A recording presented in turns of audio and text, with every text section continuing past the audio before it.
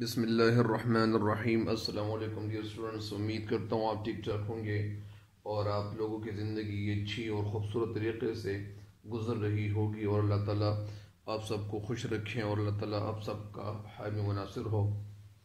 تو ڈیئر، کل کچھ اشعار کی تشریح اپلوڈ کی تھی اور آج مزید تشریح اپلوڈ کرنے جا رہا ہوں۔ امید ہے کہ آپ ان اشعار کی تشریح سے بھرپور استفادہ کر رہے ہوں گے اور فائدہ اٹھا رہے ہوں گے۔ تو یہی زندگی کا مقصد بھی ہے کہ آپ لوگ بھرپور استفادہ کریں اور بھرپور فائدہ اٹھائیں، کیونکہ علامہ اقبال رحمۃ اللہ علیہ کی جو اشعار ہے، تو ان اشعار کی تشریح جو ہے اس میں سے کوشش کرتا ہوں کہ وہ طریقہ اپناؤں کہ آپ کے ذہن کے لیے آسان ہو اور آپ جو ہے اس سے صحیح طریقے سے فائدہ اٹھائیں۔ تو آج جو ہے مزید اشعار کی تشریح اپلوڈ کرنے جا رہا ہوں، اور شعر نمبر جو ہے آج اس شعر سے آغاز کرتے ہیں، اور شعر کیا ہے؟ بسم اللہ الرحمن الرحیم۔ مٹایا قیصر و کسریٰ کے استبداد کو جس نے، وہ کیا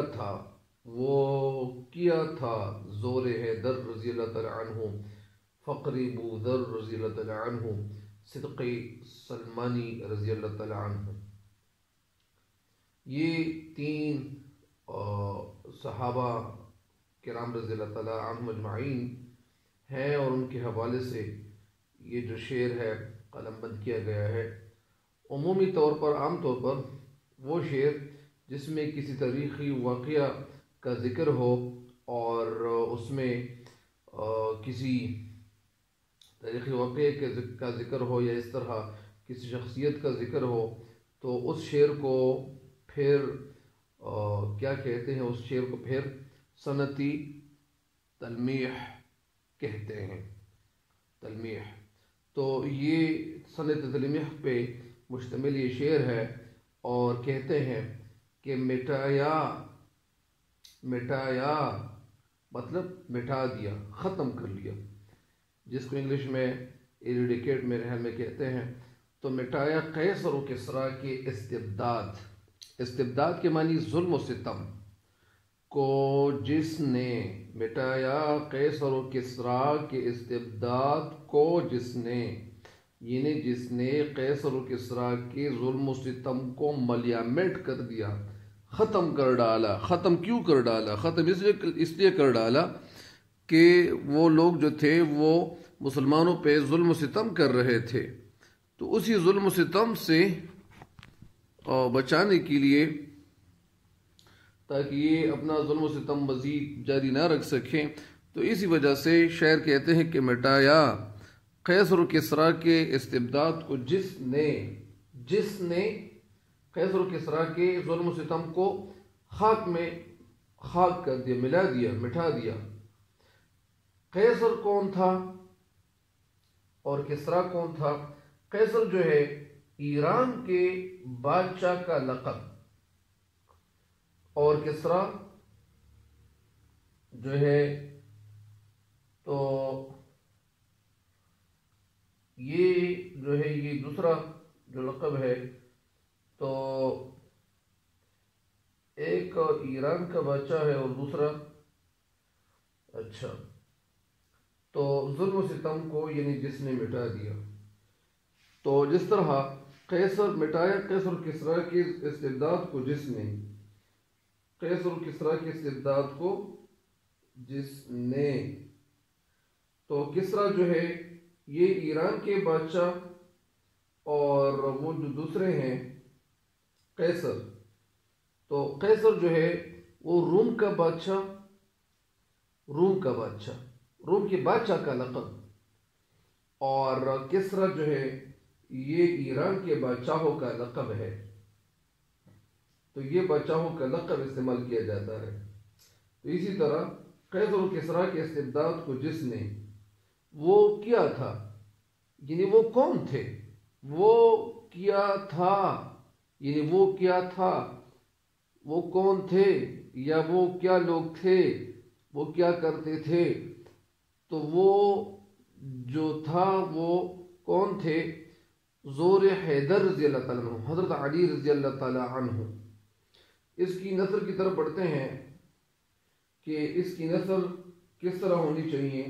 اس کی نسل کچھ یوں ہے: فقر بزر حضرت سلمان، فقر بزر حضرت ابو ذر غفاری رضی اللہ تعالیٰ عنہ، غفاری نہیں غفاری، حضرت ابو ذر غفاری رضی اللہ تعالیٰ عنہ۔ صدق سلمانی، سلمان رضی اللہ تعالیٰ عنہ کا صدق، سچائی، ٹروتھفلنس، سلمان فارسی رضی اللہ تعالیٰ عنہ کی طرف اشارہ ہے۔ اس کی نظر کچھ یوں ہے کہ قیصر و کسریٰ کے ظلم و ستم کو کس نے مٹایا، کس نے ختم کر دیا؟ وہ کون تھے؟ وہ حضرت علی رضی اللہ تعالیٰ عنہ کا زور قوت تھا، وہ حضرت ابو ذر غفاری رضی اللہ تعالیٰ عنہ کی درویشی تھی، فقر بزر درویشی تھی، اور حضرت سلمان فارسی رضی اللہ تعالیٰ عنہ کی صدق و سچائی تھی۔ تو یہ اس کی نثر ہے۔ اور تشریح کی طرف بڑھتے ہیں۔ تشریح اس کی یہ ہے کہ اس شعر میں شاعر مسلمانوں سے مخاطب ہو کر کہتے ہیں کہ اے مسلمانوں، قیصر و کسریٰ، یعنی قیصر، آپ کو بتا دیا کہ قیصر جو ہے یہ روم کے بادشاہ کا لقب ہے، اور کسریٰ جو ہے ایران کے بادشاہوں کا لقب ہے۔ تو کہتے ہیں کہ شعر میں شاعر مسلمانوں سے مخاطب ہو کر فرماتے ہیں یا کہتے ہیں کہ اے مسلمانوں، قیصر و کسریٰ کے بادشاہوں کے ظلم و ستم کو کس نے مٹا دیا ہے؟ وہ کون لوگ تھے؟ ان بادشاہوں نے ایک زمانے میں ایران، مصر، ترک، شام میں ظلم کا بازار گرم کر رکھا تھا، وہ ظلم کر رہے تھے۔ ان بادشاہوں کے ظلم و ستم کو، ان بادشاہوں کے ظلم و ستم کو کون سی ہستیاں تھیں جو انہوں نے مٹا ڈالا، ختم کر ڈالا؟ وہ کون سی ہستیاں تھیں؟ وہ کون تھے؟ وہ کون تھے؟ وہ تمہارے اسلاف ہی تھے۔ اسلاف جو ہمارے ہم سے جو پہلے، یعنی حضرت صحابہ کرام رضی اللہ تعالیٰ عنہ مجمعین کی طرف اشارہ ہے۔ اسلاف بزرگ جو ہمارے، یعنی یہاں مطلب یعنی جو ہمارے اسلاف رضی اللہ تعالیٰ عنہم کی طرف اشارہ ہے، یعنی جنہوں نے ان لوگوں کے ظلم و ستم کو خاک میں ملایا تھا، خاک میں خاک کر دیا تھا، مٹی سے ملا دیا تھا۔ وہ ظلم و ستم ان کا خاک میں ملا دیا تھا۔ کیوں خاک میں ملا دینا؟ یعنی ختم کر ڈالنا۔ حضرت علی رضی اللہ تعالیٰ عنہ کی طاقت نے حضرت حضرت ابو ذر غفاری رضی اللہ تعالیٰ عنہ کی بے نیازی نے اور انکساری نے، عاجزی نے، اور حضرت سلمان فارسی رضی اللہ تعالیٰ عنہ کی سچگوئی اور صدق نے ختم کر دیا تھا۔ یعنی یہ صحابہ کرام رضی اللہ تعالیٰ عنہ اجمعین جو تھے وہ کیا تھے؟ وہ تو یعنی بادشاہوں میں بادشاہ تھے، اور اسی طرح عاجزی میں عاجز۔ تو صحابہ کرام رضی اللہ تعالیٰ عنہ اجمعین جو تھے تو ان کو آخرت کی فکر لگی ہوتی تھی، اور آخرت کے بارے میں وہ سوچتے تھے، اور اسی لیے ان کا جو ایمان تھا وہ مضبوط ایمان والے تھے۔ ان کے ایمان کا جو درجہ تھا وہ یعنی ایک تو علماء سے میں نے سنا ہے، اور علماء کہتے ہیں کہ صحابہ کرام رضی اللہ تعالیٰ عنہ اجمعین کا جو ایمان ہوتا تھا اس میں رفتہ رفتہ اور روز بروز یا اس طرح دن پر دن اضافہ ہوتا تھا۔ یہ جو ہم کہتے ہیں یہ دن یا پر دن، دن بدن ہم نہیں کہہ سکتے، یہ غلط پھر ہے۔ تو دن پر دن ان کے ایمانوں میں اضافہ ہوتا تھا۔ ان کے ایمان جو تھے وہ تجدید کرتے تھے، وہ ذکر و اذکار میں مستغرق رہتے تھے۔ مستغرق مطلب یعنی غرق رہتے تھے، اور وہ جو تھے ذکر اذکار میں یا اسی طرح۔ تو عملی لحاظ سے ان کی زندگی جو تھی تو وہ خوبصورت تھی، اور ان کے جو اندر ایمان کا جو جذبہ تھا اور ان کے ایمانوں کی جو تجدید ہوتی تھی، وہ ان کے ایمان جو تھے وہ رفتہ رفتہ بڑھتے تھے، وہ ان میں اضافہ ہوتا چلا جاتا تھا۔ اور فقر بزر رضی اللہ تعالیٰ عنہ، سلمان بزر غفاری رضی اللہ تعالیٰ عنہ کی طرف اشارہ ہے، صدق سلمان رضی اللہ تعالیٰ عنہ کی طرف اشارہ ہے۔ تو یہ لوگ جو تھے تو یہ صحابہ کرام رضی اللہ تعالیٰ عنہم اجمعین تھے۔ ان سے لوگ یعنی ڈرتے تھے، اور ڈر کس وجہ سے تھے؟ کیونکہ صحابہ کرام رضی اللہ تعالیٰ عنہ اجمعین کی جو جماعت تھی تو وہ ایسی جماعت بن گئی تھی کہ جن کو لوگ دیکھ کر ان کے اوپر خوف طاری ہو جاتا تھا. تو حضرت علی رضی اللہ تعالیٰ عنہ کی طاقت نے، حضرت علی رضی اللہ عنہ کی طاقت، ابو ذر غفاری رضی اللہ عنہ کی بے نیازی اور عاجزی، اور حضرت سلمان فارسی رضی اللہ تعالیٰ عنہ کی سچگوئی نے ختم کر دیا تھا. اگر اے مسلمانوں آج بھی تم اپنے انداز میں، اپنے طریقے میں، اپنے طرز میں ان اصحاب کرام رضی اللہ تعالیٰ عنہ اجمعین کی خوبیاں پیدا کر لو تو تم پوری کائنات پر حکمرانی حاصل کر سکتے ہو. یعنی اور ان خوبیوں کی وجہ سے مسلمان ہر جگہ پر کامیاب، کامران، فتیاب ہو سکتے ہیں.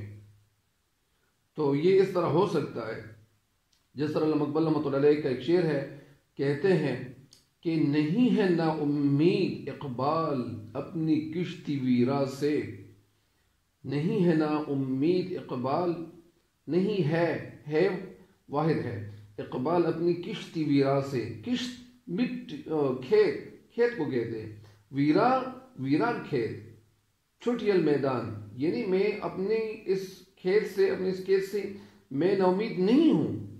ذرا نم ہو، اگر ان کے اندر تھوڑی بھی نمی پیدا ہو جائے، تھوڑے بھی یہ لوگ ایکٹیو ہو جائے، چاک چوبند ہو جائے، تو یہ مٹی بہت زرخیز ہے ساقی.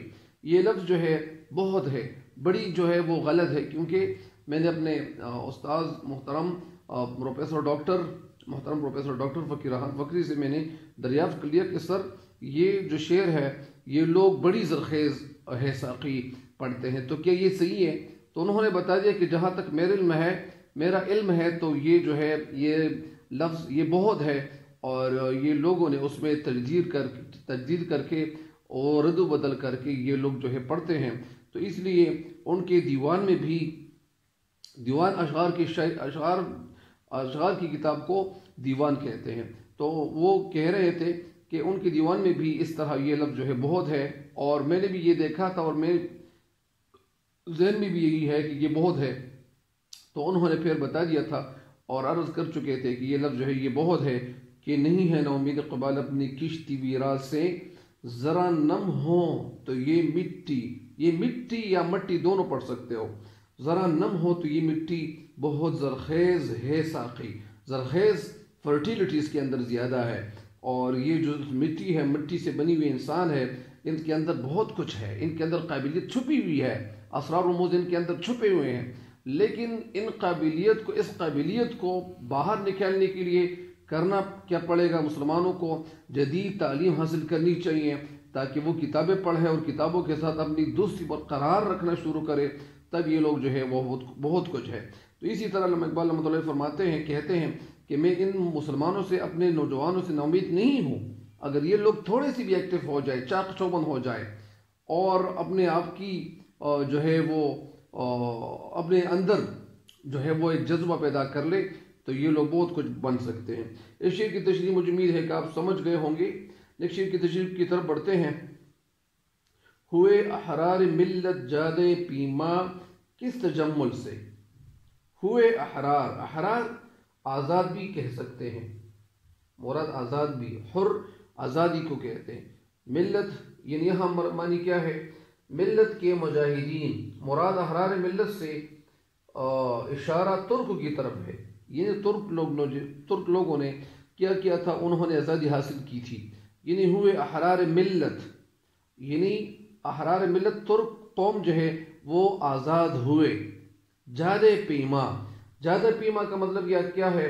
راستہ کی پیمائش کرنے والے، یا منزل کو پانے کے آرزومند. جو منزل انہوں نے سر کی، حاصل کی، وہ کون سی منزل تھی؟ انہوں نے کامیابی کس طرح حاصل کی؟ کس تجمل سے. کس تجمل؟ شان و شوکت سے. یعنی ترک قوم جو ہے، ترکی والوں نے، یعنی کس شان و شوکت سے انہوں نے جو آزادی حاصل کی. تو جب انہوں نے آزادی حاصل کی تو وہ اس آزادی کو منانے کے لیے جس شان و شوکت سے وہ راستے پہ جا رہے تھے اور گزر رہے تھے، تماشائی تھے، شگاف در سے، تماشائی جو دیکھنے والے تھے، تماشا کرنے والے، شگاف کے معنی ہے سوراخ، درز کے معنی، در کے معنی دروازہ، شگاف کو رخنہ بھی کہتے ہیں، در بھی کہتے ہیں، اور در کے معنی دروازہ، شگاف در سے ہے صدیوں کی زندانی، صدیوں سینکڑوں، یہ لفظ آج کل سینکڑا نہیں سینکڑا پڑھا جاتا ہے، تو صدیوں کی زندانی، زندانی مطلب قیدی، اس کا مطلب یہ ہے کہ اس کی نثر کچھ یوں ہے کہ مسلمان یعنی ترک مجاہدین وہ کس شان و شوکت سے ملت کے مجاہدین نے منزل حاصل کر لی، آزادی حاصل کر لی، جبکہ سینکڑوں سالوں کے قیدی دروازے کے شگافوں سے، دروازے کے اندر وہ جو چھوٹے چھوٹے سوراخ ہوتے ہیں، ان سوراخوں سے وہ لوگ جو تھے جرمن قوم، وہ دروازے کے سوراخ سے ان لوگوں کا تماشا کرتے رہے۔ تو اس کی نثر ہے، اور اب اس شعر کی تشریح کی طرف بڑھتے ہیں، اور اس شعر کی تشریح کچھ یوں ہے،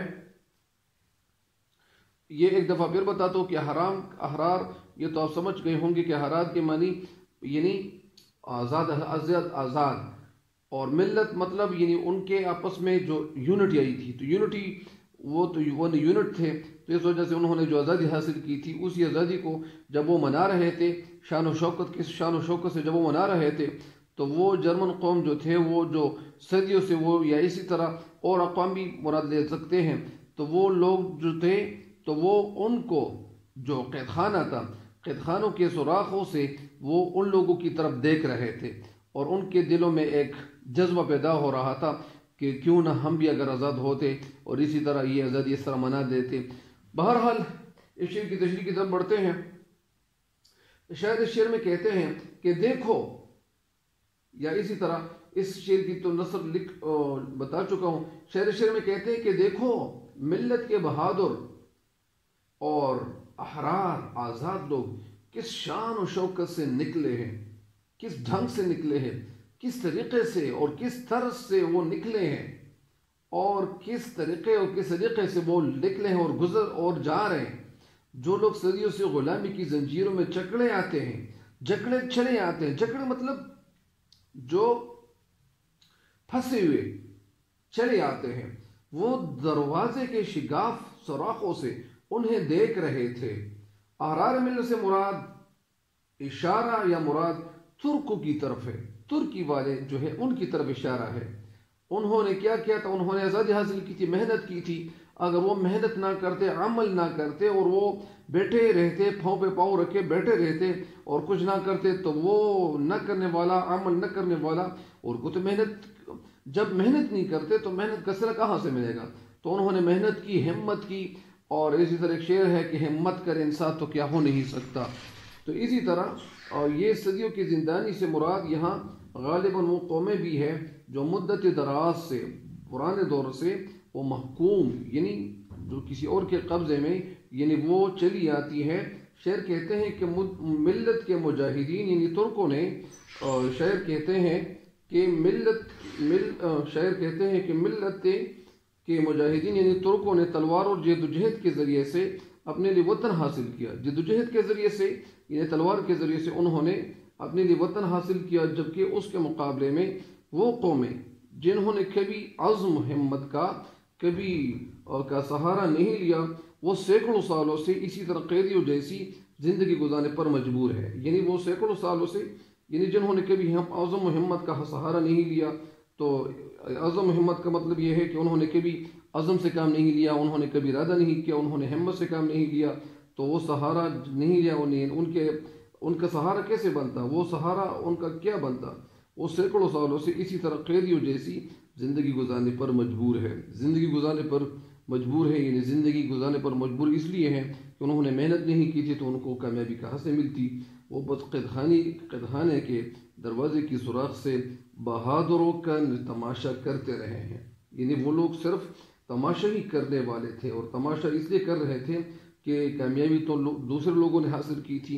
یعنی اس کا مطلب یہ ہے کہ ترکی والوں کے پاس اسلحہ کی کمی تھی، لیکن اس کے باوجود انہوں نے ہمت سے کام لیا، انہوں نے محنت سے کام لیا، انہوں نے عملی لحاظ سے وہ کر دکھایا، ان کے اندر یہ مالی طاقت کا جذبہ تھا اور اسی لیے انہوں نے کامیابی حاصل کی، جبکہ اس کے مقابلے میں جرمن قوم جو تھی تو انہوں نے کامیابی حاصل اس لیے نہیں کہ ان کے پاس اگرچہ اسلحہ کی زیادتی تھی ان کے پاس کثرت سے اسلحہ موجود تھا، اور اس کے باوجود وہ جو تھے وہ ناکام ہوئے۔ تو اسی طرح یہ مسلمانوں کے لیے اس میں ایک نقطہ ہے،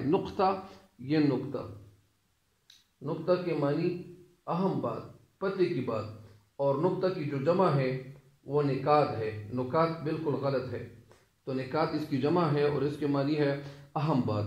تو اس میں مسلمانوں کے لیے نقطہ یہ ہے کہ اے مسلمانوں، تم لوگ بھی جب اکٹھے ہو جاؤ اور جب امید کے سہارے جس طرح زندگی گزاری جاتی ہے، جب تم لوگ بھی تھوڑے سے ایکٹیو ہو جاؤ، چاق چوبند ہو جاؤ، اور آپ لوگوں کے اندر تھوڑی سی جو ہے نمی آ جائے اور آپ لوگ تھوڑے سے ایکٹیو ہو جائیں تو آپ لوگوں کو یہ حوصلہ مل جاتا ہے۔ اسی طرح وہ لوگ جو تھے تو ان کے یا اسی طرح شعر کہتے ہیں کہ ان کو حوصلہ مل گیا، یا اس طرح شعر کہتے ہیں کہ وہ قید خانے کے دروازے کی سوراخ سے بہادروں کا تماشا کرتے رہے، یعنی تماشا کرتے رہے، مگر خود ان بہادروں سے سبق لے کر کبھی ہتھیار اٹھا کر مقابلہ کرنے کے لیے نہیں بڑھے۔ انہوں نے ہتھیار نہیں اٹھائے اور مقابلے کے لیے نہیں بڑھے، تو جب بڑے نہیں ہیں تو نتیجہ اس کا کیا ملا؟